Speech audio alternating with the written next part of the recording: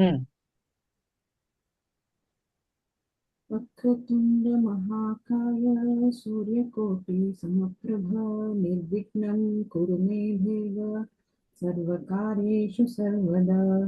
गुरुब्रह्मा गुरुर्विष्णुः गुरुर्देवो महेश्वरः गुरुर्साक्षात् परं ब्रह्म तस्मै श्रीगुरवे नमः। या वर्णपदवाक्यार्थगद्यपद्यस्वरूपिणी वाचिनत्ते तु क्षिप्रं वेदां देवी सरस्वती। अस्मद्गुरुभ्यो नमः। सर्वेषां मालिनी वर्गं प्रति स्वागतम्। अस्माकं मालती, मालती मालती I am honored always. मालती मालती वर्गं प्रति स्वागतं। मालिनी अस्माकं भगिनी अस्ति। मालती इति वर्गस्य नाम खलु। अस्तु। Ah, हा, मालती वर्गं प्रति स्वागतं। वयं शिक्षापुस्तकं पठन्तः स्मः। तत्र अस्माकं इदानीं काव्यकथा इति प्रचलिता अस्ति। तर्हि वयं तत् पठामः। प्रथमं भागम् प्रथमः भागः अस्माभिः पठितः पूर्वस्मिन् वर्गे एव। इदानीं द्वितीयः भागः। तर्हि पठामः। मालिनी भगिनी पठतु। प्रथमं परिच्छेदं पूर्णं पठतु, तस्मात् अनन्तरम् एकमेकं वाक्यं स्वीकृत्य तस्य भाषान्तरं करोतु। अस्तु वा? हा, हा। हा। यदा काव्यकथा मन्त्रालोचनं। यदा नारदमुनिः द्वारकनगरात् निवृत्तवान् तदैव इन्द्रप्रस्थनगरात् युधिष्ठिरः अन्यं सन्देशं श्रीकृष्णाय प्रेषितवान्। युधिष्ठिरः राजसूययागं कर्तुं सङ्कल्पं कृतवान् आसीत्। यागस्य मध्ये विघ्नो भवति इति धर्मराजः भीतः आसीत्। अतः सः श्रीकृष्णम् आहूतवान्। हम्म। यदा नारदमुनिः द्वारकनगरात् निवृत्तवान् तदैव तदा एव। तदैव हम्म। वृद्धिसन्धिः हम्म। इन्द्रप्रस्थ। प्रथमं भाषान्तरं करोतु, व्याकरणं पश्चात् पश्यामः। यदा नारदमुनिः द्वारकानगरात् निवृत्तवान् तदैव इन्द्रप्रस्थनगरात् युधिष्ठिरः अन्यसन्देशं the moment Narada Muni went from Dwaraka, at the same time from Indraprastha Nagara, Yudhishthira sent some other message to Sri Krishna. हम्म। युधिष्ठिरः राजसूययागं कर्तुं सङ्कल्पं कृतवान् आसीत्. युधिष्ठिरः had thought of doing राजसूय याग. यागस्य हम्म। मध्ये विघ्नो भवति इति धर्मराजः भीतः आसीत्. There will be some disturbance or vigna Obstacles. obstacles in between the yaga. Like that, the Dharmaraja was scared of. I mean, thinking like that, he was scared of. Beatha, he was worried. Ataha hmm. saha Sri Krishna ahutavan. For that reason, he had invited Sri Krishna for the yagam. So that हाँ, was the उत्तमम्। message sent by him through some other messenger to Krishna. हम्म। तर्हि पूर्वम् अस्माभिः किं दृष्टमासीत् इति चेत् नारदमुनिः श्रीकृष्णं आ, आहूतवान् यत् अन्यः एकः अवतारः तत्र Ah, भवेत्। ah, यतोहि शिशुपालस्य दोषाः, अपराधाः बहवः आसन्। अतः तस्य निवारणाय श्रीकृष्णस्य अन्यः एकः अवतारः भवेत् इति नारदमुनिः श्रीकृष्णं प्रार्थितवान् खलु। तस्मात् hmm, अनन्तरं श्रीकृष्णः श्रीकृष्णेन अङ्गीकृतं। ah, नारदमुनेः प्रार्थना श्रीकृष्णेन ah, अङ्गीकृतम्। ah, इदानीं यदा नारदमुनिः द्वारकानगरात् निवृत्तवान्, यदा सः निर्गतः द्वारकानगरात्, तस्मात् अनन्तरं अन्या एका घटना तत्र अस्ति किम् इति चेत् सा घटना का इति चेत् युधिष्ठिरः राजसूययागं कर्तुम् इष्टवान् अतः सः श्रीकृष्णाय एकं सन्देशं प्रेषितवान् यतोहि सः भीतः आसीत् यत् तत्र यागस्य मध्ये केचन विघ्नाः भवितुम् अर्हन्ति इति एका भीतिः युधिष्ठिरस्य मनसि आसीत् अतः तस्य निवारणं भवेत् श्रीकृष्णः तत्र यागप्रसङ्गे उपस्थितः अस्ति चेत् तादृशस्य भीतेः अथवा दोषस्य निवारणं भवेत् एव निश्चयेन भवति इति धिया युधिष्ठिरः श्रीकृष्णम् आहूतवान् इति प्रसङ्गः खलु इदानीं तदैव अत्र वृद्धिसन्धिः दृश्यते तदा योगः एव तत्र ए इति अस्ति खलु तदा योगः एव इति वृद्धिसन्धिः तस्मात् अनन्तरं अन्यं सन्देशम् अत्र सर्वत्र तु मकारस्य अनुस्वारः भवति यतोहि अग्रे व्यञ्जनमस्ति इति कृत्वा मकारः न तिष्ठति तत्र अनुस्वारं भवति तस्य तस्मात् अनन्तरं युधिष्ठिरः राजसूययज्ञं कर्तुं सङ्कल्पं कृतवान् आसीत् कर्तुम् इति कृधातुः तुमन्नन्त तत्र प्रयोगः भवति कृधातोः तुमन् इति प्रत्ययः योज्यते तस्मात् अनन्तरं कर्तुम् इति तस्य अन्तिमं रूपं सिद्ध्यति कृतवान् इति अगेन् कृधातोः क्तवतु प्रत्ययः हा उत्तमं क्तवतु प्रत्ययस्य पुल्लिङ्गरूपं यतोहि युधिष्ठिरः अस्ति खलु अतः युधिष्ठिरस्य विशेषणरूपेण कृतवान् इति भवति यतो यद्यपि कृतवान् इति क्रियापदरूपेण इति दृश्यते क्रियापदम् एव अस्ति क्रिया एव निर्दिशति परन्तु सः तत्तु विशेषणं कस्य कः कृतवान् युधिष्ठिरः कृतवान् अतः युधिष्ठिरस्य विशेषणं कृतवान् इति अस्ति तस्मात् अनन्तरं यागस्य मध्ये विघ्नो भवति अत्र किमस्ति मालिनी भगिनी गुणसन्धि विघ्नः उत्वम् भवति लेटर् इट् इस् विसर्ग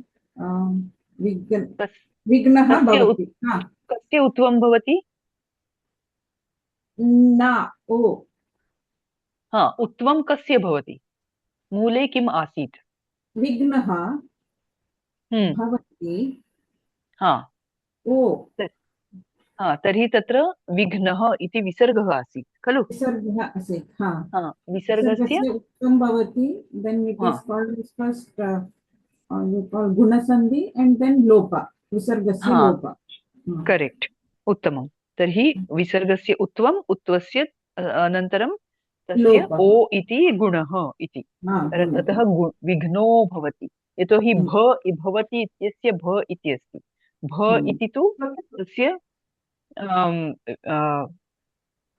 हश्वर्णः अस्ति हश्वर्णः अस्ति इति कृत्वा विघ्नः इत्यस्य विसर्गस्य उत्वं तस्मात् अनन्तरम् ओ इति भवति इति धर्मराजः भीतः आसीत् अतः सः श्रीकृष्णम् आहूतवान् इति आ इति उपसर्गपूर्वकः वेय धातु टु काल् एण्ड् तस्य क्तवतु प्रत्ययस्य पुनः पुल्लिङ्गरूपम् आहूतवान् इति अस्तु महोदय तत्र राजसूययागं कर्तुम् इत्यापि शब्दानामपि अनुस्वारसन्धि दृश्यते अनुस्वारसन्धिं दृश्यते सत्यं तत्र राजसूययागम् इति मकारः आसीत् तस्य क इति अस्ति खलु अतः तस्मात् पूर्वं मकारस्य अनुस्वारं भवति तत्र कोऽपि स्वरः भवेत् चेत् तत्र मकारः एव तिष्ठति इति अस्माभिः दृष्टम् अस्तु अग्रे पठतु महोदय पठतु श्रीकृष्णः चिन्तितवान् एकत्र देवकार्यम् अन्यत्र बन्धुकार्यं किं करोमीति सन्देहः उत्पन्नः समस्यां परिहर्तुं सः मन्त्रालोचनं कर्तुं निश्चितवान्। ज्ञानवृद्धः उद्धवः अग्रजो बलरामश्च आगतवन्तौ। त्रयो मिलित्वा मन्त्रालोचनम् आकुर्वन्। श्रीकृष्णः चिन्तितवान्, एकत्र देवकार्यम् अन्यत्र बन्धुकार्यम्. So Sri Krishna thought that one was Devaka. Sorry. Will of the कष्टं भवति वा महोदय? Yeah, कष्टं तर्हि किञ्चित् अस्तु कष्टमस्ति अस्तु महोदय। वक्तुं न इच्छति चेत् शृणोतु, केवलं श्रोतुम् इच्छति चेत् अस्तु अस्तु। भव्या भगिनी, भवती करोतु। नमो नमः। नमो नमः। श्रीकृष्ण चिन्तितवान्, एकत्र देवकार्यम् अन्यत्र बन्धुकार्यम् इति। Shri Krishna thought one is देवकार्यम् is God's work, the other one is बन्धुकार्यम् इत्युक्ते for people. बन्धुकार्यं नाम बन्धोः, युधिष्ठिरः तस्य बन्धुः खलु। तर्हि रिलेटिव्स्, कार्यं by relatives, for the relatives, and one is karyam by for the God. Yeah. God. Again, चिन्तितवान् is इक्तवतु प्रत्यय, and किं करोमि इति सन्देहः उत्पन्नः. What do I do? He was doubtful about what do I do. समस्यां परिहर्तुं सः मन्त्रालोचनं कर्तुं निश्चितवान्. निश्चितवान् is chutva sandhi there. कर्तुम्, okay, समस्यां परिहर्तुं, to solve this problem, सः मन्त्रालोचनं कर्तुं निश्चितवान्. मन्त्रालोचनम् is to do a havan. तत्र 1 इति नम्बर् अस्ति खलु, अत्र पश्यतु। confidential deliberation. Okay. Confidential deliberation. Okay. To think confidentially. Some private confidential meeting. Okay. ज्ञानवृद्धः उद्धवः अग्रजः, I think it is अग्रजः, विसर्गस्य उकार, अग्रजो बलरामश्च आगतवन्तौ. So because it is Uddavaha and Balarama, that's why it is Agatavantau, it is in Dvitiya Vibhakti. Jnanavriddaha is Visheshyam for Uddavaha, and Agraja is Visheshanam for Uddavaha. Visheshana is noun. Visheshyam is adjective. No, the other way around. Oh, is it the other way? Yeah, Visheshanam is adjective. Visheshanam is adjective. Okay. Okay. Agrajaha is the older brother. Balarama, both of them came. That's Uddhava and Balarama came. Trayo militva. Trayo is Krishna, Balarama and Uddhava. Militva mantralochanam akurvan. Akurvan is in Langlakara. Trayo militva, all the three together did a confidential private talking. So now ekatra devakaryam nama नारदमुनिः श्रीकृष्णं प्रार्थितवान् खलु, कृपया एकः अवतारः धारयतु, शिशुपालस्य दोषाः अपराधान् कृपया निवारयतु इति एका प्रार्थना आसीत्. तत्तु देवकार्यम्, अन्यत् तु बन्धुकार्यं, यतोहि धर्मराजः श्रीकृष्णम् आहूतवान्, यतोहि सः चिन्तितवान् यत् यागस्य मध्ये विघ्नाः भवन्ति इति तस्य भीतिः आसीत्. अतः तस्य भीतिनिवारणाय धर्मराजः श्रीकृष्णम् आहूतवान्. तत्तु बन्धुकार्यं. तर्हि एकत्र देवकार्यम्, अन्यत्र बन्धुकार्यं. तर्हि at one place there was a tussle between the two. At one place there is a call by Narada Muni, anyat is a call by his relatives. किं करोमि इति सन्देहः उत्पन्नः. अत्र का सन्धिः? करोमि इति सवर्णदीर्घ सवर्णदीर्घ करोमि इति इति संदेह उत्पन्नः अत्र का संधिः विसर्गस्य लोप संदेहः because there is visarga slopa because there is next is swarah तो विसर्गस्य लोपः इति समस्यां परिहर्तुम् अत्र सर्वत्र अनुस्वारः दृश्यते पूर्वं तु मकारः आसीत् समस्यां मकारः आसीत् तत्र अग्रे व्यञ्जनमस्ति इति अनुस्वारः भवति सः मन्त्रालोचनं कर्तुं मन्त्रालोचनं वयं दृष्टवन्तः कॉन्फिडेंशियल डेलिबरेशन्स् कर्तुं निश्चितवान् नि उपसर्गपूर्वकः ची धातोः क्तवतु प्रत्ययः तत्र विसर्गस्य सकारः सकारस्य श्चुत्वम् इति सर्वं भवति निश्चित इति भवति क्तवतु प्रत्ययस्य योजनेन तस्मात् अनन्तरं कः सः निश्चितवान् सः कः श्रीकृष्णः निश्चितवान् अतः तत्र पुल्लिङ्गरूपं निश्चितवान् इति ज्ञानवृद्धः ज्ञानेन वृद्धः तृतीया तत्पुरुषसमासः उद्धवः अग्रजो अत्र अपि किं भवति वदतु अग्रजो इस् विसर्गस्य लोप एंड उकार दैट्स गुण लोपः न अत्र ओकारः दृश्यते खलु अग्रजः सो ओके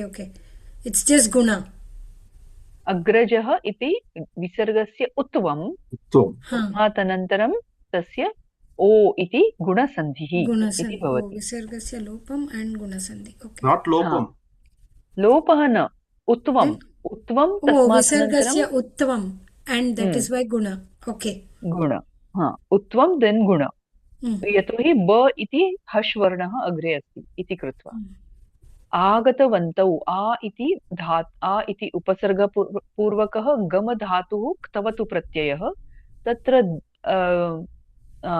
पुरुषद्वयमस्ति उद्धवः अपि च बलरामः अतः द्वितीया प्रथमा द्विवचनम् अतः आगतवन्तौ इति त्रयः मिलित्वा अत्रापि विसर्गस्य उत्वम् ओकारः प्रथमं तु उत्वं तस्मात् अनन्तरम् आद्गुणः दट् इस् गुणः भवति अकार उकारयोः ओ इति एकादेशः भवति मिलित्वा मन्त्रालोचनम् अकुर्वन् अत्र पश्यतु मकारः तत्रैव तिष्ठति यतोहि अकुर्वन् इति अस्ति इति स्वरः अस्ति अतः अस्तु बालाजी महोदय अग्रे पठतु श्रीकृष्णः नमस्ते महोदय नमस्ते श्रीकृष्णः नारदमहर्षिः देवेन्द्रस्य सन्देशं गृहीत्वा आगतवान् पठतु पूर्णं पठतु परिच्छेदं दुष्टशिशुपालस्य वधः करणीयः इति सूचितवान् युधिष्ठिरः यागाय माम् आहूतवान् तस्य विघ्नभयम् अस्ति एवं कार्यद्वयं सम्प्राप्तम् धर्मराजस्य अनुजाः वीराः शूराश्च तस्मात् धर्मराजः तेषां साहाय्येन यागं करोति शिशुपालस्तु दुष्टो दिने दिने वर्धते नीतिकाराः वदन्ति व्याधिः वर्धमानः शत्रुः च नोपेक्षणीयौ इति सो न अपेक्षणीयौ इति अयं मम अभिप्रायः अत्र युक्तायुक्तं विचार्य कथयन्तु इति उक्तवान् युक्त आयुक्तम्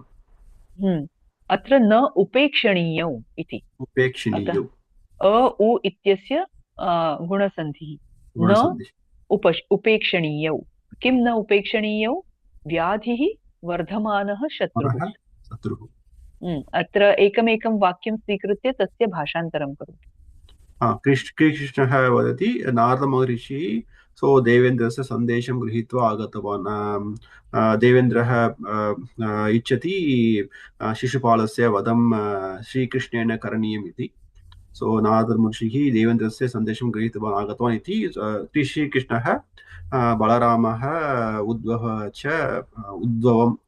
उद्धवौ च प्रति उक्तवान् अनन्तरं सो दुष्ट शिशुपालस्य वधः करणीयः इति सूचितवान् सो करणीयः इति सो युधिष्ठिरः यागाय माम् आहूतवान् सो तत्समये एव युधिष्ठिरः एकं यागं कर्तुं योजनं कृतवान् श्रीकृष्णम् आहूतवान् यागाय सो तत्समये एव तत्र क्लेशः भवति किं करणीयम् इति सो तस्य विघ्नभयम् अस्ति युधिष्ठिरस्य विघ्नभयम् अस्ति यागे किञ्चित् विघ्नः भविष्यति इति विघ्नभयम् अस्ति सो एवं कार्यद्वयं सम्प्राप्तं सो शिशुपालस्य वधम् अनन्तरं युधिष्ठिरस्य यागं सो धर्मराजस्य अनुजाः वीराः शूराश्च सो धर्मराजः युधिष्ठिरः तस्य अनुजाः भीमः अर्जुनः नकुलसहदेवः सो तस्मात् धर्मराजः तेषां साहाय्येन यागं करोति सो अतः धर्मराजः तस्य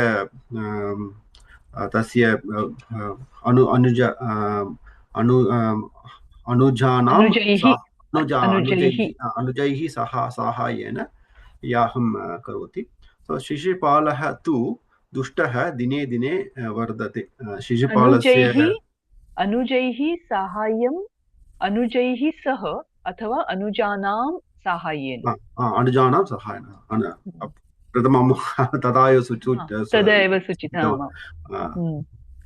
सो शिशुपालः तु दुष्टः दिने दिने वर्धते सो शिशुपालस्य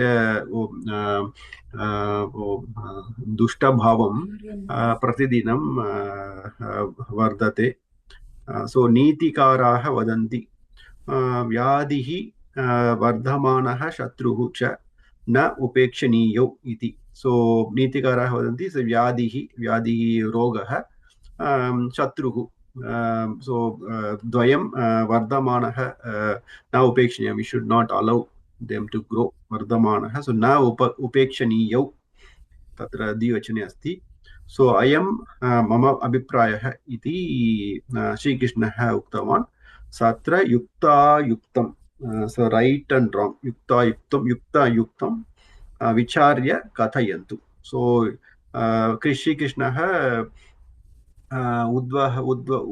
उद्वं बलरामं प्रति पृष्टवान्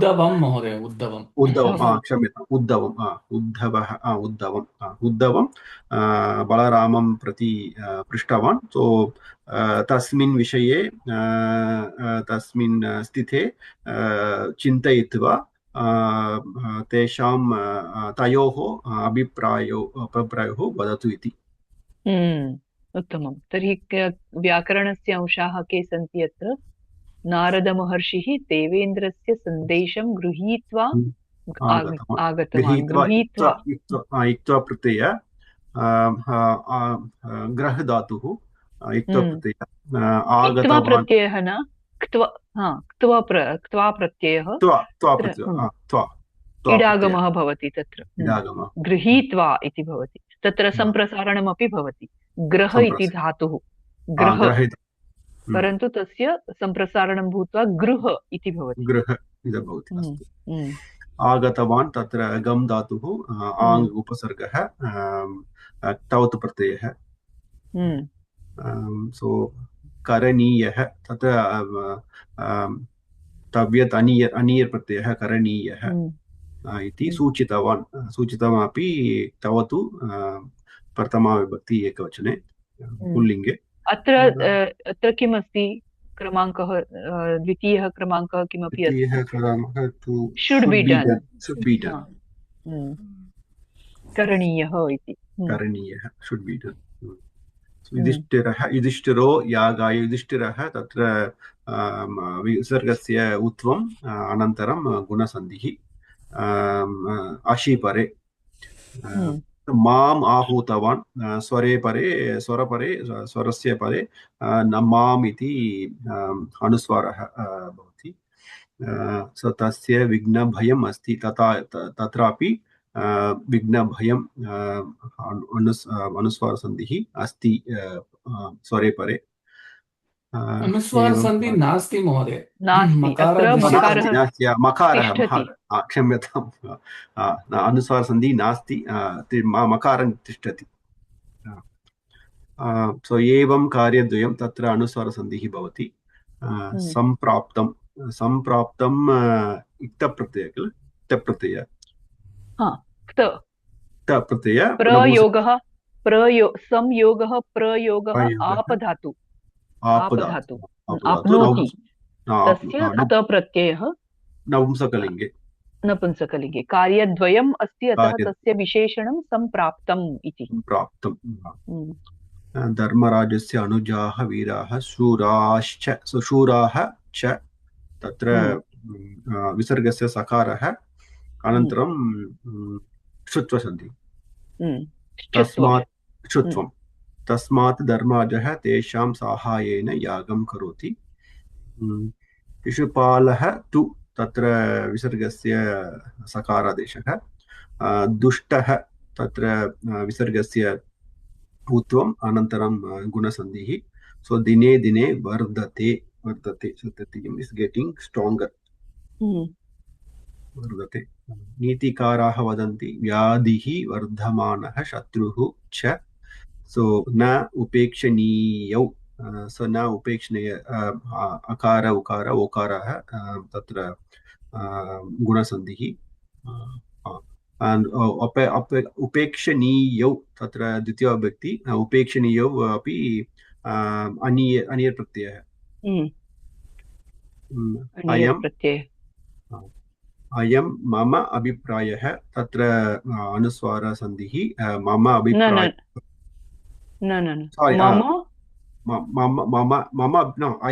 अयं तत्र अयं तत्र सो मम अभिप्रायः सवर्णदीर्घसन्धिः सो युक्त आयुक्तं तत् अत्र युक्त आयुक्तं सो सवर्णदीर्घसन्धिः सो विचार्य ल्यप्रत्यय वि उपसर्गः सम्यक् वा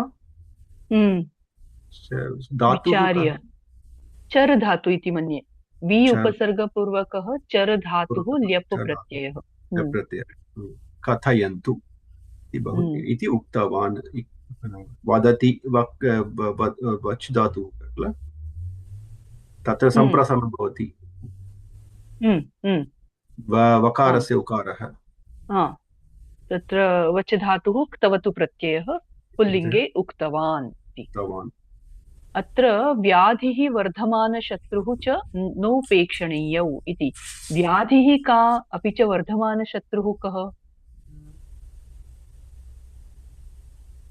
व्याधि इत्युक्ते रोगः किल परन्तु अत्र अस्मिन् सन्दर्भे धर्मराजस्य भीतिः व्याधिः and शिशुपालः शत्रुः वर्धमानशत्रुः सः वर्धमानः अस्ति वर्धमानः इति किं रूपम् वर्धमानः शाणजन्तप्रत्ययः धातुः कः धातुः वृद्ध धातुः वर्धते इति आत्मनेपदी धातुः अत्र अस्ति खलु वर्धते तत्र आत्मनेपदी धातुः वृद्ध इति वर्धते वर्धयते वर्धन्ते तत्र आत्मनेपदी अस्ति इति कृत्वा तत्र शानच् प्रत्ययः अतः वर्धमान इति भवति वर्धमान इति भवति तत्र णत्वं किमर्थं न भवति वर्धमान इति भवेत् खलु मकारः अस्ति ऋकारस्य अनन्तरं मकारः अस्ति वर्धते अते इति अस्ति अते अन्ते आमां परन्तु अत्र वर्धमानः नकारः अस्ति खलु रेफस्य अनन्तरं मकारः तकारः अपि अस्ति तकार ता वर्गः अस्ति व्यवधाय वर्गः अस्ति व्यवधाय वर्णः तत्र तकारः is the hindrance for becoming णत्व तवर्गीय धकारः अस्ति खलु, धकारः इति तत्र it's a hindrance, it's an obstacle for nakara turning into natvam. Okay, only now, until now we have learned only there are three nimittani: repha, rikara, मूर्धन्य shakara. परन्तु तत्र केचन व्यवधानानि सन्ति. Some of them are acceptable, some of them are not. Those are acceptable if they are there, then there is a natvam. Some of them are not acceptable. If they are there, then there is no natvam. So, for example, here it is vardha, rephat anantaram dha iti asti. Tasmat anantaram ma iti asti. Makarah tu makarasya vyavadhanam tu angikritam. Parantu dhakara तवर्गीय वर्गस्य तवर्गीय वर्णः अस्ति चेत् तत्तु अङ्गीकृतं नास्ति इति कृत्वा नकारस्य णत्वं न भवति. अस्तु वा? अस्तु, प्रश्नं स्वीकृत्य एकमेकं प्रश्नं स्वीकृत्य उत्तराणि पश्यामः. युधिष्ठिरः किं कर्तुं सङ्कल्पितवान् आसीत्? युधिष्ठिरः राजसूययागं कर्तुं सङ्कल्पितवान् आसीत्.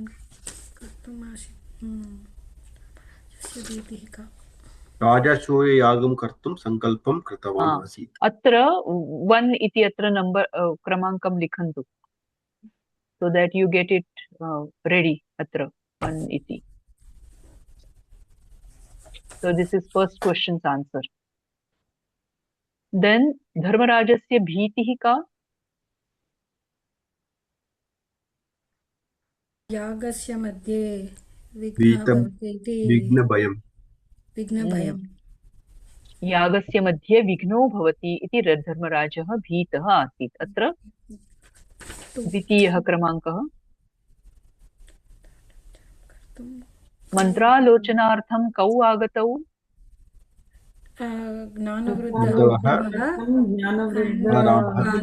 बालरामश्च गतवन्तौ. अत्र तृतीयः.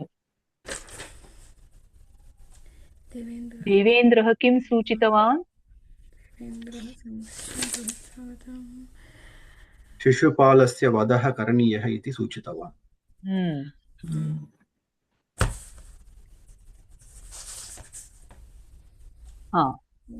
कौ न उपेक्षणीयौ? व्याधिः शत्रुः च वर्धमानः शत्रुः च न उपेक्षणीयौ.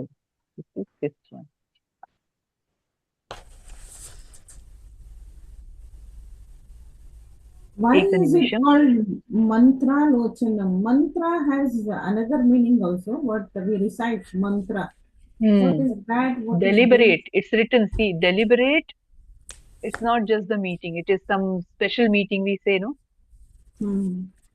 General meeting, special meeting. So this is for some special reason. So deliberate meeting, purposeful meeting. Mananat rayate iti mantra. Mananat rayate iti mantra. So the mantra we chant, from that man dhatu only this mantra comes. तत्र brainstorming, मननं भवेत्, तस्य विचारविमर्शः भवेत् इति धिया एका सभा आहूयते. सा तु मन्त्रालोचनम् इति नाम्ना वक्तुं शक्यते. मन्त्रालोचनम्. अस्तु, कोऽपि प्रश्नाः सन्ति वा? एकवारं पुनः वदति वा? गृहीत्वा, सो ग्रह धातुः क्रियादिगणे वा? आम्, गृह्णाति इति भवति. गृह्णा नाणीनि गृह्णीमः इति वदामः. वयं गृह्णीमः, सः गृह्णाति इति. अस्तु, नवमे पाठं प्रति गच्छामः. तत्र सतिसप्तमी इति अस्ति. नवमः पाठः 157.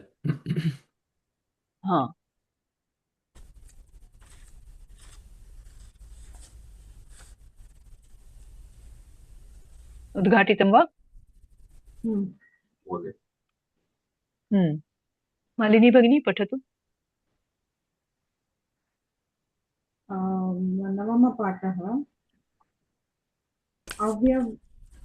अव्यवस्थिता एते प्रश्नाः खलु, क्षम्यताम्, I went to the questions, wait. नवमः पाठः कुत्र आरभते तत्र गच्छामः।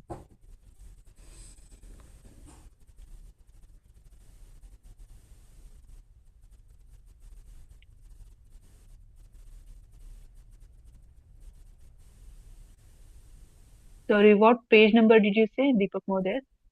147. 157. 57. 157. हिंदी 182. अस्तु, प्राप्तम्।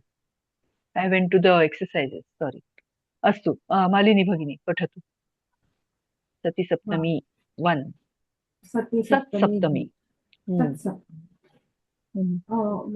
Even favor conferred on me by a fickle-minded person can be dangerous. Sat Saptami. In the earlier lessons, you learned the use of Shatru and Chanak affixes in detail.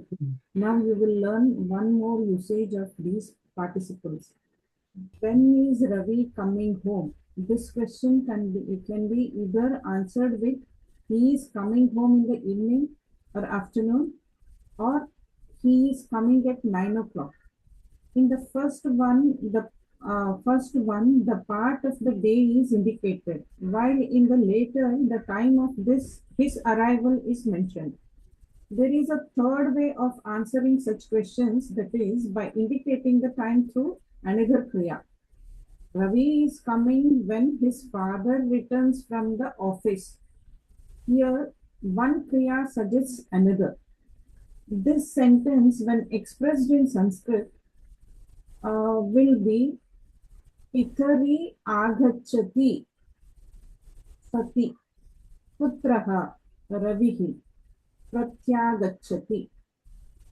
In this lesson, we will be introduced to this usage of Saptami Vibhakti, which is known as Sat Saptami or Sati Saptami Prayogaha, located absolute.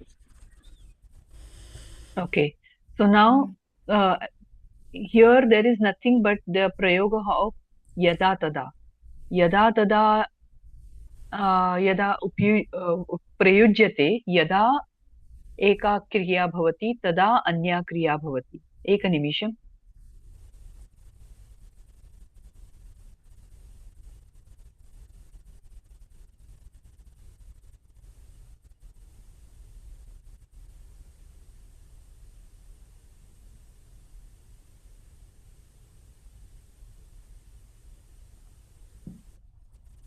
अस्तु, तर्हि यदा तदा इति प्रयुज्यते खलु, तस्य एव अन्यत् रूपमस्ति सतिसप्तमी।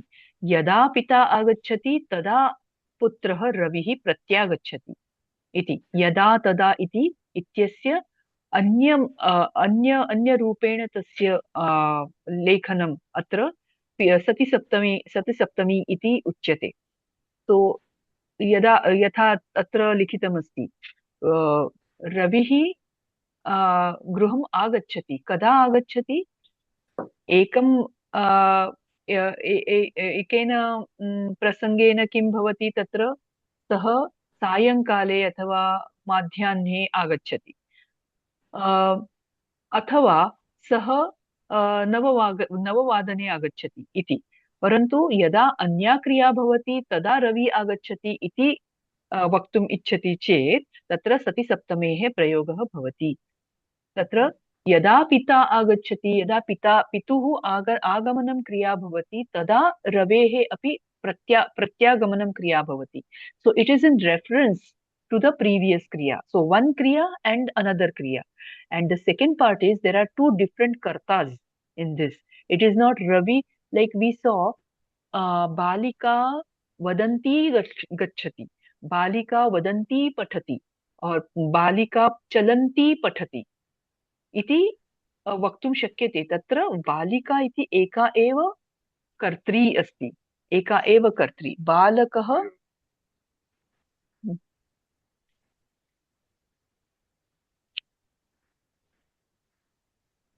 बालकः बालकः यदा No, nothing.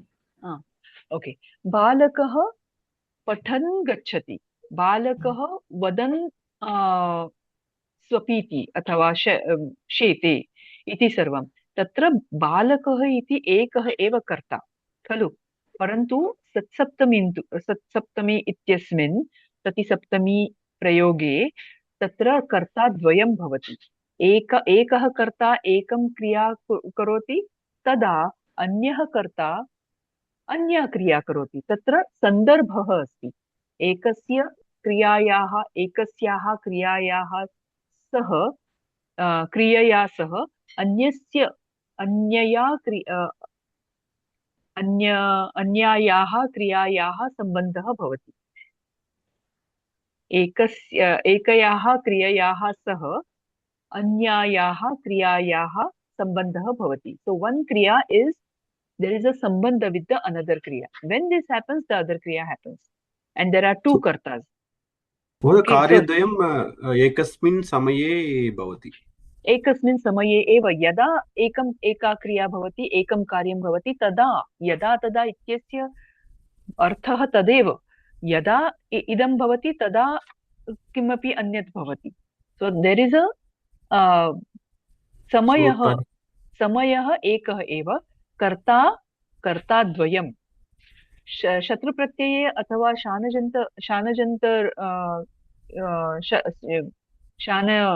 प्रत्यये, शत्रुप्रत्यये वा शानच् प्रत्यये वा तत्र एकः एव कर्ता भवति। तत्रापि क्रियाद्वयम् एव, क्रियाद्वयं युगपत् भवन्ति, परन्तु कर्ता तु एकः एव इति भेदः। सतिसप्तमी इत्यस्य प्रयोगः कदा भवति इति चेत् तत्र कर्ता अपि द्वौ भवन्ति, भवतः। महोदय, आगच्छति कुर्वति इत्यत्र सप्तम्यन्त कृदन्तस्य सप्तमी वा शत्रन्तस्य सप्तमी वा? शत्रन्तस्य सप्तमी वयं पश्यामः। I just want to tell you when this happens. What is the chance that the Sati Saptami you can do? Under what circumstances you can do the Sati Saptami? So when there are two kriyas and two kartas of those two kriyas doing some action, their respective actions at the yugapat time. Yugapat nama at the similar time, at the same time. महोदय, so प्रथमायाः क्रियायाः प्रभावेन द्वितीयाः क्रियायाः कार्यं भवति वा?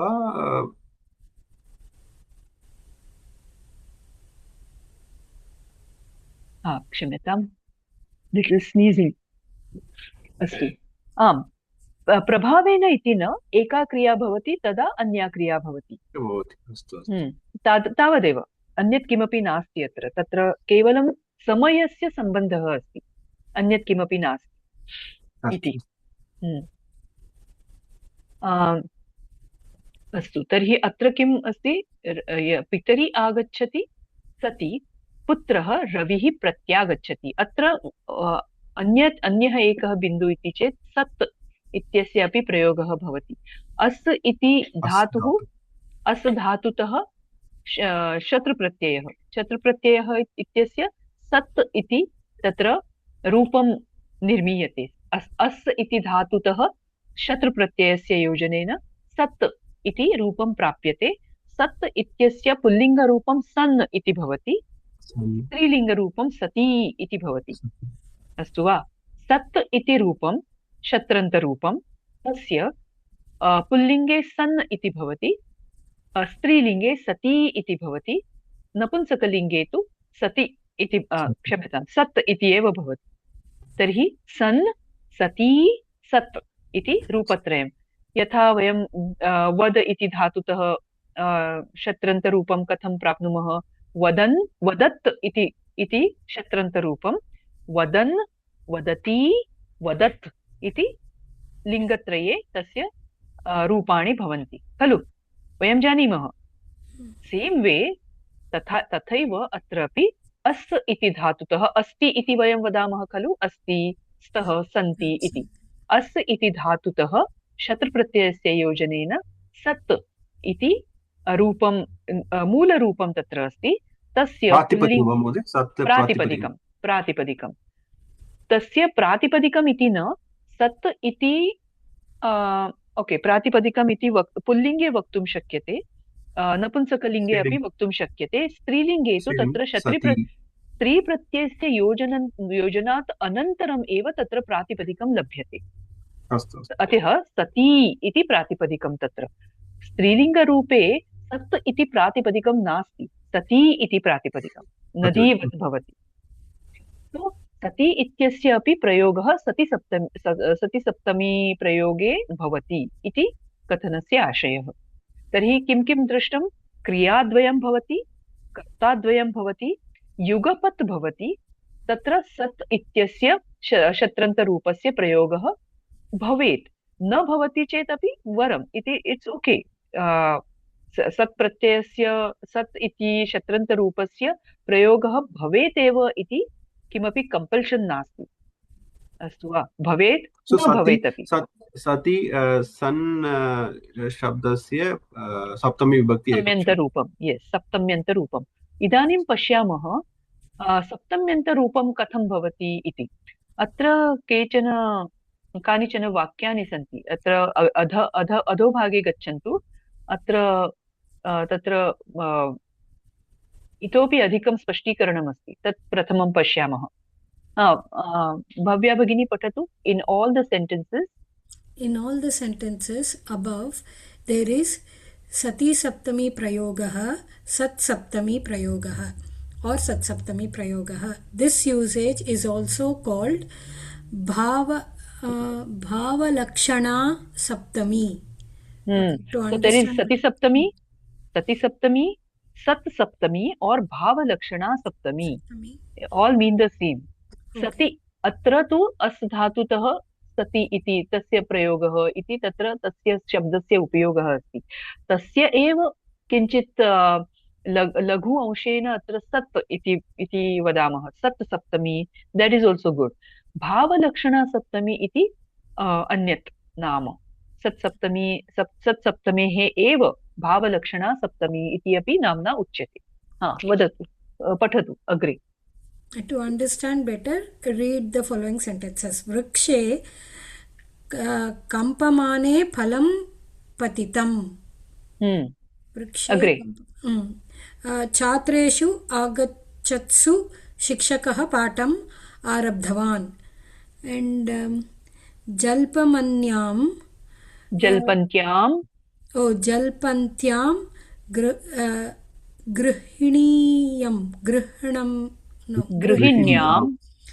गृहिण्यां पतिः गृहम् आगतवान्। In these two sentences there are two actions taking place. In the first, the action of shaking indicates when the other action, which is falling takes place. In the second, the action of coming is indicative of the action of beginning of the lesson. In the third, the action of conversing indicates when the husband arrived. This relation between the two actions is known as ज्ञाप्य ज्ञापक भावः. Okay. In the sentences vrikshe kampamane phalam patitam, what is it? Kampanam is the kriya found in vriksha. Therefore, the word vriksha takes saptami vibhakti. Kampamana is a word denoting a kriya, and as it is an adjective of vriksha, it is also takes the same vibhakti and vachana as the letter visheshyam vrikshe. Okay, Balaji Mohoday patatu. In this usage, the word sat is supplied. Therefore, it is known as sat saptami or sati saptami.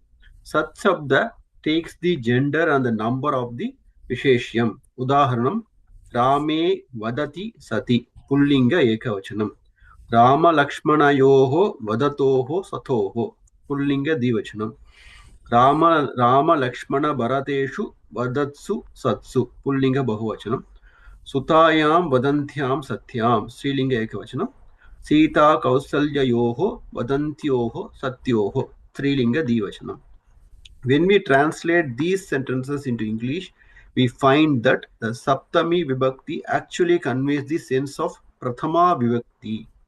Udaharanam, Rame Vadati Sati. While Rama is speaking, this usage of the locative absolute can substitute the use of the correlatives Yada Tada. For example, Yada Sakhi Pravishanti Asit Tada Putri Ruditavati. The same can be expressed in Sat Saptami as Sakyam Pravishantyam Satyam Putri Ruditavati. अत्र बहु सम्यक् स्पष्टीकरणमस्ति. अतः वृक्षे कम्पमाने फलं पतितं तत्र किम् उक्तं क्रियाद्वयं खलु क्रियाद्वयं कर्ताद्वयं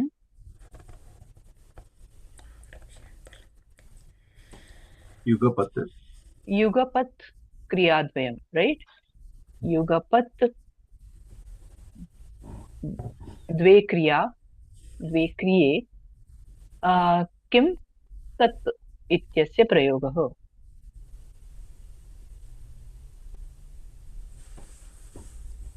अपि च शत्रन्तप्रयोगः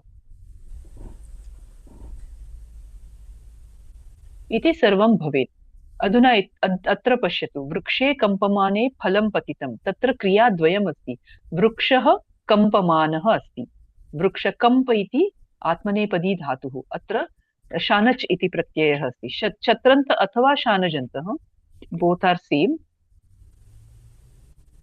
सो वृक्षे कम्पमाने कम्प इत्यस्य आत्मनेपदी धातुतः शानच् प्रत्यये कम्पमानः तत्र मुगागमः भवति.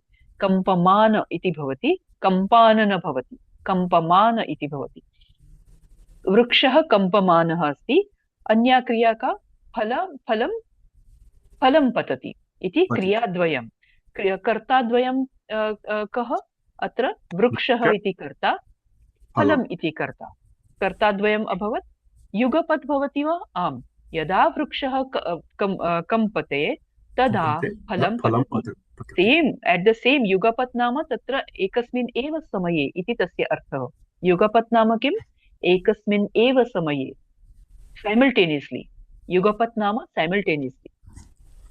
अत्र सत् इत्यस्य प्रयोगः अत्र न दृश्यते. सत् इत्यस्य प्रयोगः कर्तुम् अर्हन्ति भवन्तः. न कर्तुम् अर्हन्ति चेदपि समीचीनं. तत्र कोऽपि क्लेशः नास्ति. परन्तु सत् इत्यस्य प्रयोगः मूलतः भवति इति. तस्मात् अनन्तरं शत्रन्तप्रयोगः अस्ति. कम्पमान. कस्य शत्रन्तप्रयोगः? प्रथमा या क्रिया अस्ति तस्य शत्रन्तप्रयोगः शानजन्तप्रयोगः तत्र भवति. अपि च तस्य सप्तमी भवति. इदानीं पश्यतु वृक्षः कम्पमानः अस्ति. कम्पमानः इति वृक्षस्य विशेषणं भवति. वृक्षे कम्पमाने इति प्रथमा क्रिया अस्ति. तस्य सप्तमी भवति.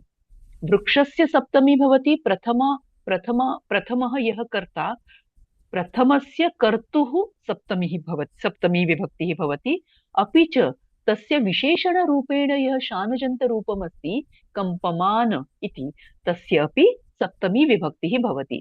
अतः वृक्षे कम्पमाने इति प्रयोगः भवति. तो वृक्षे कम्पमाने अत्र सत् इत्यस्य प्रयोगः भवति चेत् सत् इति अस् धातुतः भवति. सत् इति तस्य पुल्लिङ्गे स्त्रीलिङ्गे नपुंसकलिङ्गे सन् सती सत् इति भवति खलु. अस्य सत् इत्यस्य अपि सप्तमी विभक्तिः भवति. सन् इत्यस्य सप्तमी विभक्तिः सति इति भवति. सती इत्यस्य सप्तमी विभक्तिः सत्याम् इति भवति. सत् इत्यस्य अपि सप्तमी विभक्तिः सति इति भवति. मरुत्वत् और जगत्वत्. सो पुल्लिङ्गे अस्ति चेत् एकवचने. यदा कर्ता एकवचने अस्ति चेत् एकवचने भवति, यदा कर्ता बहुवचने अस्ति चेत् सत् इत्यस्य प्रयोगः अपि सप्तमी बहुवचने भवति। कथम् इति वयं पश्यामः। अत्र पश्यतु, जल्पन्त्यां गृहिण्यां पतिः गृहम् आगतवान्। किमस्ति जल्पन्ती इति शत्रन्तरूपमस्ति, स्त्रीरूपं। जल्पन्ति जल्पन्ती इत्युक्ते वदन्ति वा महोदय? gossiping. Gossiping. अस्तु। Gossiping, kind of gossiping or saying lot of things. So jalpanti गृहिणी इति जल्पन्ति इति शत्रन्तप्रयोगः। जल्प इति धातुः तः शत्रुप्रत्ययस्य योजनेन तत्र स्त्रीप्रत्ययस्य योजनं भवति, तत्र नुमागमः अपि भवति। अतः जल्पन्ति इति शत्रुप्रत्ययस्य शत्रन्तरूपं भवति। जल्पन्ती गृहिणी, गृहिणी कथमस्ति? जल्पन्ती अस्ति। गृहिणी इति विशेष्यः खलु, गृहिणी इति विशेष्यः, जल्पन्ती इति विशेषणं खलु, जल्पन्ती इति विशेषणम्। इदानीं यदा गृहिणी जल्पन्ती अस्ति तदा तस्याः पतिः गृहम् आगतवान् इति क्रियाद्वयमस्ति। क्रियाद्वयं कर्ताद्वयं युगपत् भवति, तस्मात् अनन्तरम् इति सर्वम् अस्ति, शत्रन्तप्रयोगः अस्ति इति सर्वम् अस्ति, तदा तत्र सति सप्तमी भवति, सत् इत्यस्य प्रयोगः अपि भवति। इदानीं जल्पन्ती गृहिणी इति प्रथमा क्रिया अस्ति खलु, प्रथमा क्रियायाः तत्र सप्तमी विभक्तिः भवति, अतः जल्पन्त्याम् इति भवति। नदी इत्यस्य सप्तमी विभक्तिः का? नद्याम्। तस्य इति एकवचने, सप्तमी एकवचने, नदीषु खलि, नदीषु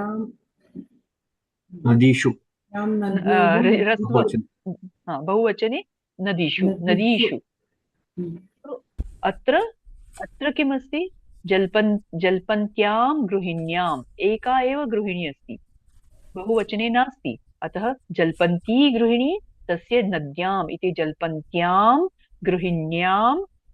and if you want to use sat, then sati ityasya बहुवचने क्षम्यताम्, सप्तमी विभक्त्यां सत्याम् इति भवति।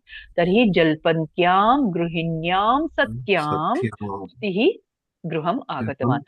द्वितीये वाक्ये कोऽपि भेदः नास्ति। वेरी गुड सेंटेन्स। सेकेंड क्रिया एज इट इज, शिक्षकः पाठम् आरब्धवान्, फलं पतितम् इति सर्वं द्वितीया या क्रिया अस्ति सा पूर्ववत् तिष्ठति, सा पूर्ववत् तिष्ठति, परन्तु प्रथमा क्रियायां सर्वे भेदाः दृश्यन्ते।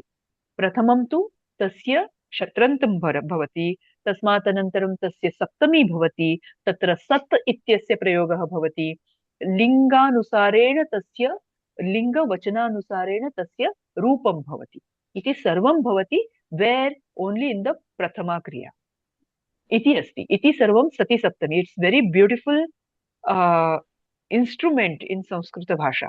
It looks like, it sounds also very, very royal. Vrikshe kampamane phalam patitam. You need not say yada vriksham vrikshah kampate tada phalam patati or patitam. No need. Vrikshe kampamane phalam patitam. So beautiful. Jalpantyam. क्षम्यताम्, एकः प्रश्नः अस्ति। सति सप्तम्यां सर्वदा द्वितीयं कार्यं भूतकाले भवति वा? तथा किमपि नास्ति। एतु उदाहरणानि सन्ति। अत्र पश्यतु,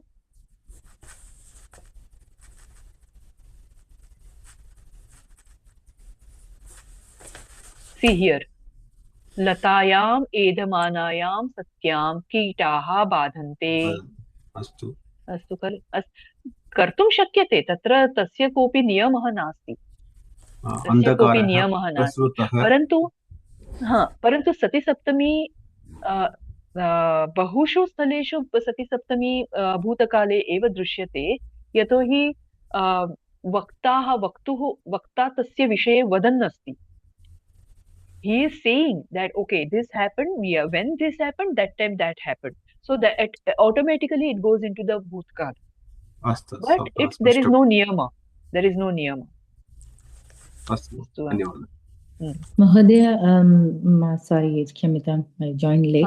Tatra, no. when this happened, you were saying, no? For example, when this happened, for example. Is it always like yada tada kind of usage when it comes to Sati Saptami? Yes. Okay. Sati Saptami ityasya anyah arthah yada tada. यदा भवती यदा तदा इत्यस्य प्रयोगः न कर्तुम् इच्छन्ति अथवा तस्य कोऽपि अधिकः इतोपि आधिक्येन प्रगल्भत्वेन साहित्यत्वेन प्रयोगं कर्तुम् इच्छन्ति, some advanced level, then you can use Sati Saptami. It sounds royal. It is little advanced.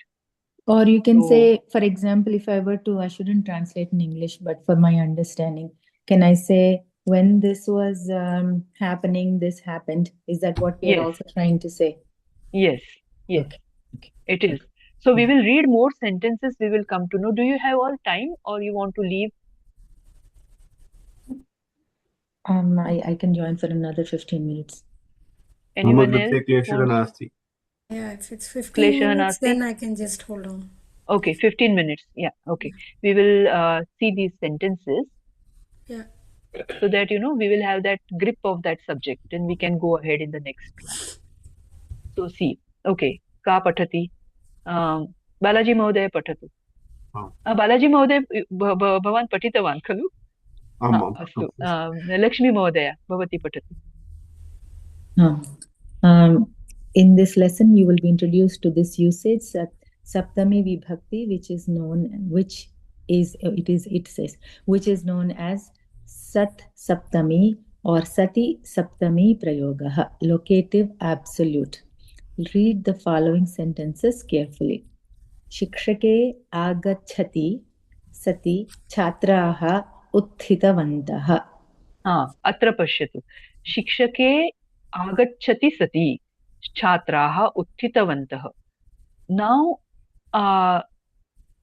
एकः बिन्दुः अवधेयम् इति चेत् किमिति चेत् अत्र वाक्यद्वयं किं भवन्ति?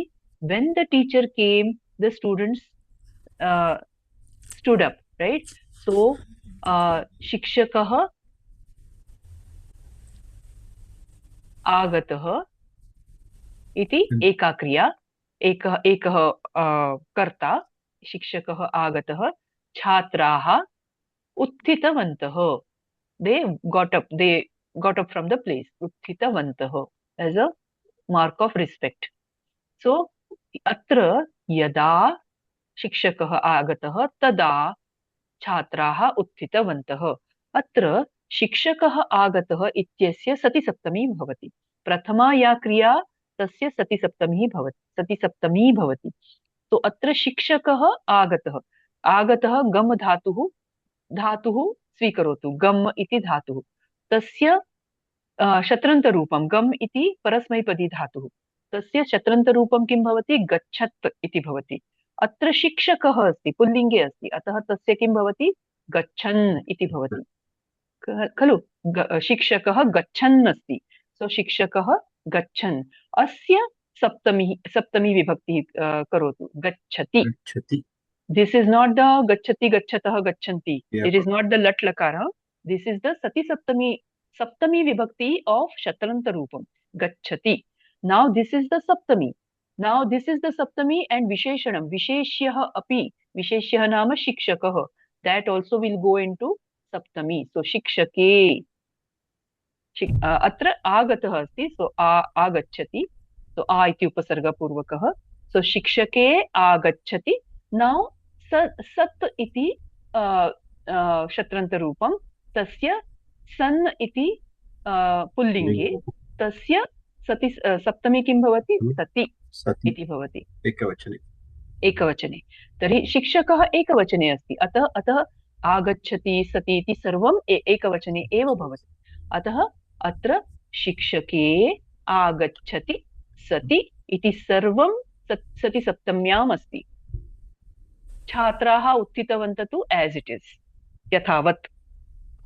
ओके, सो शिक्षके आगच्छति सति छात्राः उत्थितवन्तः. So these are the steps that you have to follow. First of all, see, take the dhatu, tasya shatrantarupam karotu, tasya lingavachanam pashyatu kim asti iti, shikshakaha iti asti chet kim bhavati? Balaji Mahoday vadatu, shikshakaha asti. Tarhi kim bhavati? शिक्षकेषु Agre? आगच्छत्सु सत्सु.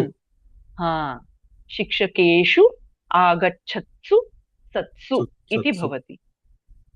आगच्छत्सु अत्र सप्तमी बहुवचनम्, आगच्छत्सु सत्सु. Why this all happens? Because shikshaka is in bahuvachanam, so that will go into saptami bahuvachanam. Accordingly, agacchati also will become agachatsu, sat will also become satsu. Mahoday, If you understand these steps and follow these steps, it's very, very easy. एकः प्रश्नः अस्ति तत्र भवती उक्तवती it starts with the kriyapadam, but now you are saying it starts with the shikshakah. So do we look at the kriyapadam first, or do we think of the karta? I know you initially you said karta. Yeah. See, finally, see, Subantam everybody knows.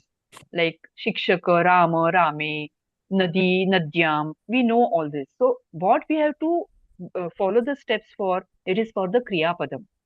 Kriyapadasya Shatrantarupam karotu, tasya pullingam, vachanam, linga vachanam pashyatu, kim asti visheshyasya. Accordingly, you have to go for the tasya saptami vibhakti, either ekavachane or bahuvachane. So accordingly you have to go. So once you get agachat iti rupam, agachan iti rupam, shikshakah asti tasya shikshake athava shikshakeshu iti bhavati iti tu vayam tu janimah. Accordingly you have to go here. Yeah, these steps are as per the visheshya. Shikshakeshu asti atah agachatsu. You can do shikshakeshu prathamam, no problem. Okay. Finally you have to arrive at this. And satsu is optional usually. That's why they put it in the bracket. That is why they have put it in the bracket. And you will see it used kutra bhavati tasya upayogam here, or yada tada iti bhavati chet tasya substitute rupena. Sati Saptami substitute I understand, but I'm saying in terms of satsu, whether you use it or not use it, what is there is no rule. No rule. Okay. No if you want to use, you can use it. If not, it's okay. Both are correct. I mean, both are. There is nothing asadhu. Ubhau prayogau sadhu eva. Okay. Dvitiyam vakyam karotu. Pradeepe. Lakshmi भगिनी किल? लक्ष्मी भगिनी वा? लक्ष्मी भगिनी. आमस्ति महोदय. प्रदीपे स्नानं कुर्वती सति जलागमनं स्थगितम्. प्रदीपे स्नानं कुर्वती जलागमनं स्थगितम्. When Pradeepa was taking bath, water stopped coming. स्थगितं जलागमनं स्थगितं. So कुर्वती कुर्वन् अस्ति, कुरुतः करोति, कुरुतः कुर्वन्ति. तत्र कुर्वती धातुः कः? धातु करोति. धातुः कृ धातु. तत्र स्नानं प्रदीपे कः करोति? प्रदीपः करोति स्नानं. कं करोति? स्नानं करोति. प्रदीपे सप्तमी अस्ति. कुर्वती is similar to your आगच्छति. प्रदीपे कुर्वती. अत्र कथं भवति कुर्वती इति? करोतु. कथं भवति? सो धातु कृ धातु करोति. तत्र शत्रन्त्र कुर्वन् अस्ति कुर्वन् तत्र शत्रुप्रत्ययः खलु शत्रन्तरूपं कुर्वन् करेक्ट् किं किं कुर्वन् क्रियापदं लभते शत्रु योगः शत्रु किम् अस्ति कुर्वन् कुर्वत् कुर्वत् प्रत्यय तत्र प्रथमा विभक्ति कुर्वन् अस्ति करेक्ट् किमर्थं कुर्वन् that I forgot पुल्लिङ्गे अस्ति खलु पुल्लिङ्ग पुल्लिङ्गे sorry okay yeah okay पुल्लिङ्गरूपे कुर्वन् अस्ति so कुर्वन् then तत्र सप्तमी विभक्ति कुर्वति कुर्वतस्य विशेषणं प्रदीपः प्रदीपस्य सप्तमी विभक्ति प्रदीपे कुर्वति किं करोति स्नानं किं करोति स्नानं करोति सति अस्ति सन् that is also in प्रथम पुल्लिङ्गरूपं so सति अस्ति सन् सत् सन् एकवचनं तत्र सप्तमी विभक्ति सति so प्रदीपे स्नानं कुर्वति सति जलागमनं स्थगितम् उत्तमम् अत्र कोऽपि प्रश्नः अस्ति वा महोदय कर्मपदमस्ति चेत् कर्मपदस्य परिवर्तनं न भवति स्नानं तदेव प्रश्नः मया अपेक्षितम् आसीत् तर्हि भवता प्रष्टव्यं why there is स्नानम् as it is why what happens with the कर्मपदम् अत्र स्नानम् इति अस्ति प्रदीपः किं कुर्वन् अस्ति स्नानं कुर्वन् अस्ति तस्य किमपि परिवर्तनं न भवति परिवर्तनं कुत्र भवति कर्ता यः अस्ति तत्र भवति अपि च क्रियापदे भवति अपि सन् इत्यस्य सति इत्यस्य तत्र योजनं भवति that's it क्रियापदं कर्मपदम् अथवा किमपि अन्यत् अधिकरणम् अस्ति प्रदीपे प्रातःकाले स्नानं कुर्वती सति अथवा प्रदीपे वाश्रूम् मध्ये स्नानं कुर्वती सति अथवा किमपि अन्यत् किमपि करणम् अधिकरणम् अथवा तस्य कारकं भवति चेत् तस्य परिवर्तनं न भवति परिवर्तनं कुत्र भवति कर्तरि भवति अथवा कर्तरि भवति क्रियापदे अपि भवति अस्तु वा अन्यत् एकं वाक्यं कृत्वा तस्मात् अनन्तरं स्थगयामः पुत्रेषु अत्र सप्तमं वाक्यं भव्या भगिनी करोतु सप्तमं वाक्यं लतायां ओके वानरीषु फलं चोरयन्तीषु सतीषु ओके पितृव्यः प्रकोष्ठं प्रविष्टवान् अत्र यदा तदा उपयुज्य वाक्यं करोतु यदा वानरेषु फलं चोरयति तदा न सम्यक् वाक्यं वेट् लेट् हर् डु वानरीषु चिन्ता नास्ति भवती करोतु चिन्तयतु वानरीषु फलं चोरयन्तीषु सतीषु पितृव्यः प्रकोष्ठं प्रविष्टवान् तत्र यदा तदा इत्यस्य प्रयोगः भवेत् किं करणीयं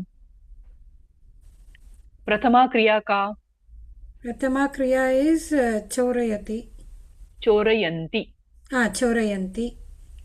कर्ता का कर्ता इस् कर्त्री इस् वानरी तर्हि अधुना वाक्यं करोतु यदा वानरी फलं चोरयन्ति तदा वानरी इति अस्ति परन्तु अत्र किमस्ति चोरयन्ति so वानरी विल् बि वानरी वानर्यौ वानर्यः यदा वानर्यः फलं चोरयन्ति तदा पितृव्यः प्रकोष्ठं. So द्वितीया sentence will not change anyway. करोतु, पूर्णं वाक्यं करोतु. तदा पितृव्यः प्रकोष्ठं प्रविष्टवान्. दिस् इस् द वाक्य, यदा तदा. इदानीं द्वितीयं वाक्यं किमस्ति? द्वितीयवाक्यं पितृव्यः प्रकोष्ठं प्रविष्टवान्. तत्र कोऽपि परिवर्तनम् अस्ति वा? किमपि नास्ति. सो प्रथमा क्रिया का? वानर्यः. प्रथमा क्रिया चोरयन्ति. वानर्यः फलं चोरयन्ति. अत्र फलानि भवेत्. एक्चुअली अत्र फलानि इति वयं स्वीकुर्मः. फलानि इति. अस्तु वा? फलानि. तर्हि वानर्यः फलानि चोरयन्ति. इदानीम् अस्य सति सप्तमी भवेत्. किं किं करणीयं? वानर्यः इति अस्ति, तर्हि तस्य किं करणीयं? वानर्यः विल् बि वानरीषु, बिकास् इट् इस् बहुवचन सप्तमी विभक्ति. तस्य ओके, वानरीषु. तस्मात् अनन्तरं किं भवति? क्रियापदमपि सप्तमी एव करणीयं. सो चोरयन्तीषु इट् विल् बि बहुवचन. शत्रन्तं करणीयं. चोरयन्ती इस् बिकास् इट् इस् स्त्रीलिङ्गम्. It will be chorayanti, shatrantam. And what is the dhatu for that? Chorayanti. Chorayanti only, no? That is only correct. तत् पश्यामः.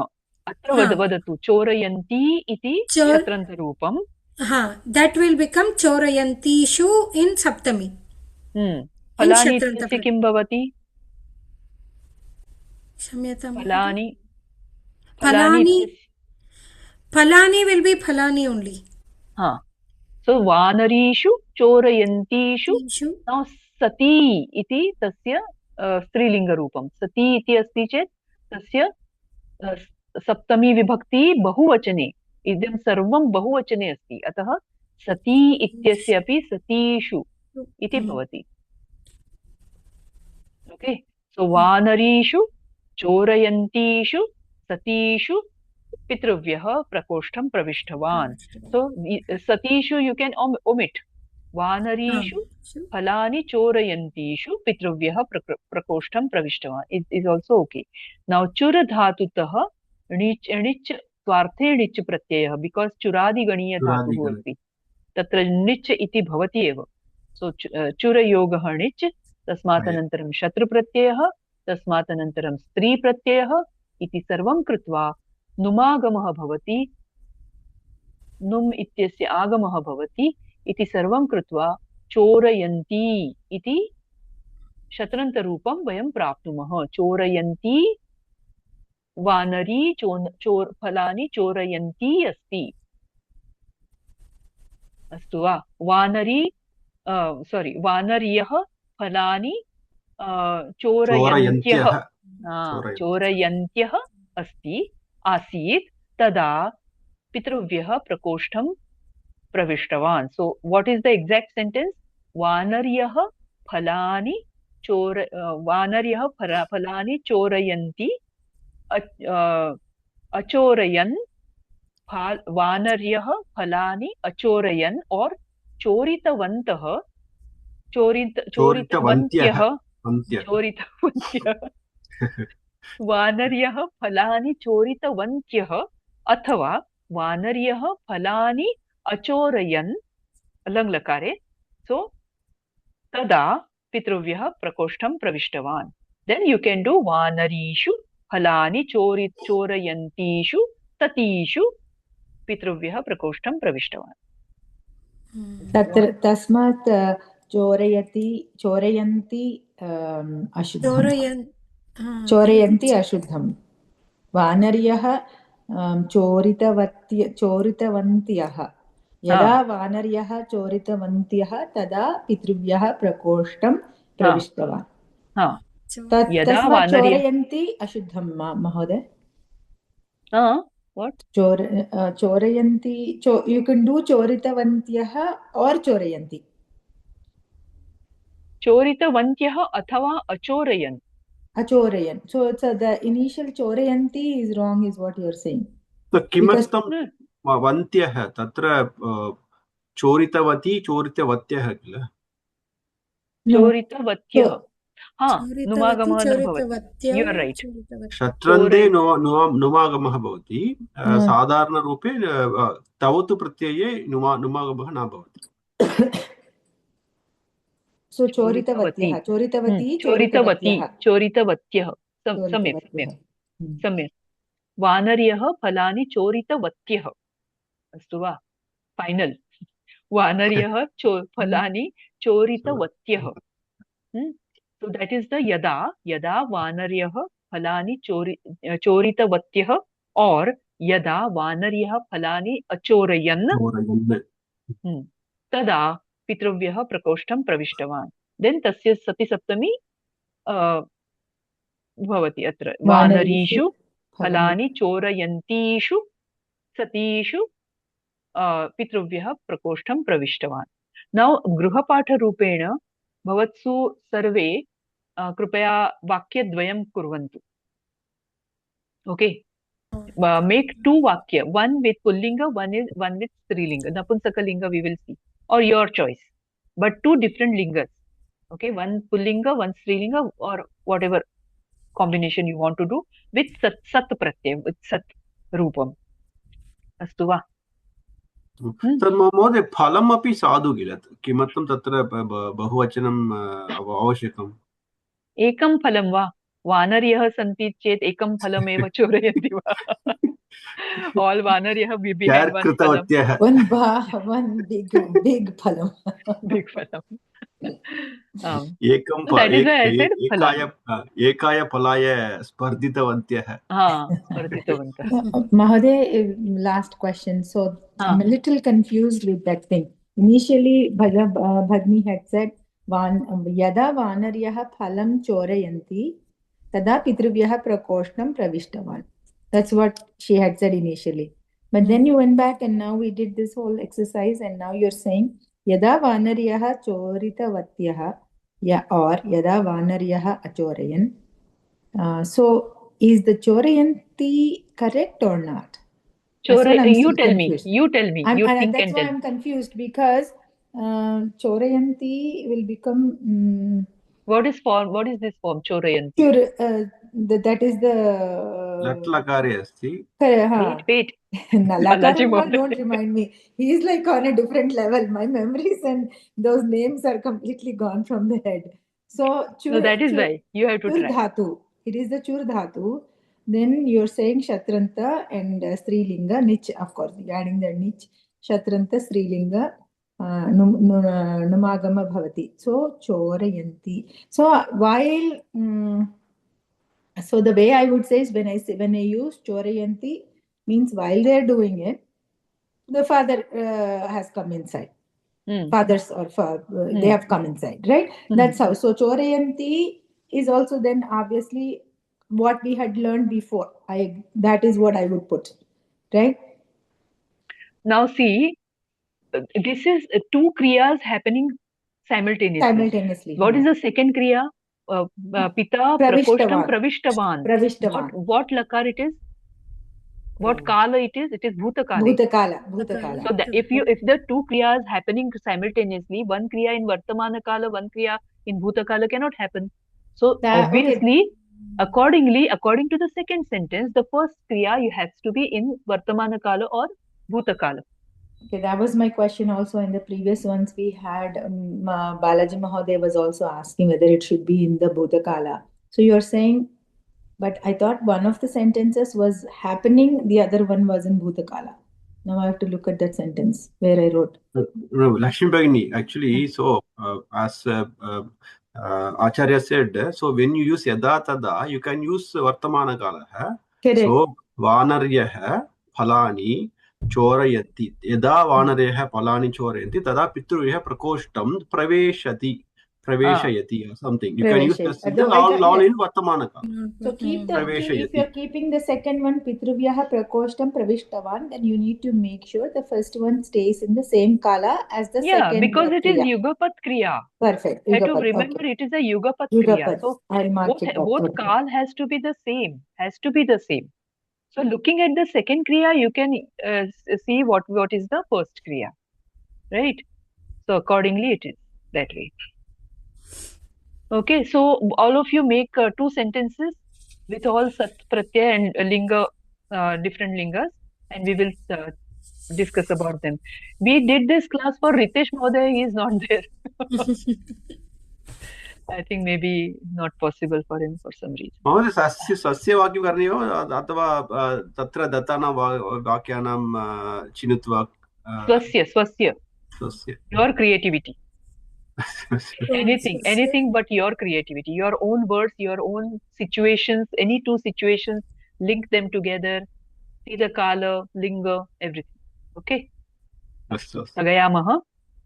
Om sarve bhavantu sukhinah, sarve santu niramayaः, sarve bhadrani pashyantu, ma kaschid dukkha bhag bhavet. Om shanti shanti shantihi. Guru Harihi Om Shri Gurubhyo Namaha. Harihi Om. Shri Krishna Arpanamastu. Dhanyavadah Mahoday. Gurubhyo Namaha. Namo Namaha. Namo Milama. Punar Milama. next class Ravivasare Milama va. Sunday. Next Agrima Sunday. Vasare. Not this Sunday. Not Next this to Sunday. that. Next to that. Okay. Dhanyavad. 18. Next to that. So go 18. through all the 18 or sentences 19. and also make your own 2 sentences. Dhanyavadah Mahoday. Okay. Astu. Dhanyavadah. Dhanyavadah. Punarmilama. Dhanyavadah, Mother. Punarmilama.